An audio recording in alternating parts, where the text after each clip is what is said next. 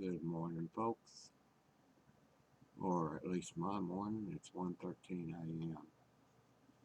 I was up working all night yesterday, and I loved it.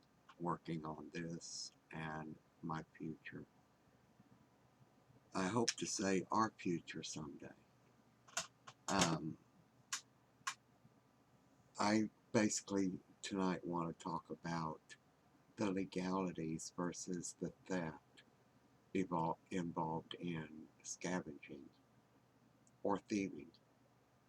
Um, I grew up around a very respectful family community of elders also, and I learned early respect for people's property and rights. Um, Now, there were instances, to be honest, where I would be walking a creek or a field. I normally knew the people. They didn't necessarily know I was on it, but they knew from other times that I would walk wherever I was allowed to, and I would happenstance upon an old building, normally fallen in. I would look around it. I would find old family dump sites and search through them, sometimes digging into the ground, but always covering up. Because the people knew me and had no problem with that, it was legal. And that is called scavenging. Scavenging. I keep saying it wrong. Um, Legal scavenging is to have permission to go onto someone's land and to hunt for treasures, whether it's an old soda bottle, old whiskey bottle, um, and by the way, I've got this set so that it's not for kids. I've decided if I'm going to smoke, I need to set them so that the children aren't involved from now on. I don't like advocating smoking. I don't like smoking. But the legal end of it is that you have permission for one or knowledge without request or demand not to. You do not tear anything up. Scavenging can also be helping the individual to demolish or find items or um, remove items with permission. Sometimes items removed are just aluminum cans, not worth much. Sometimes they're builder tools, such as old doll parts or an old toy that would fit in perfectly with a thing up here that you're going, wow, this would work. It could also mean removing, again with permission and knowledge, more expensive sought after items. Normally, um, if the home, the building, the structure, whatever, the dump site is damaged, the people will allow you to remove whatever without damage.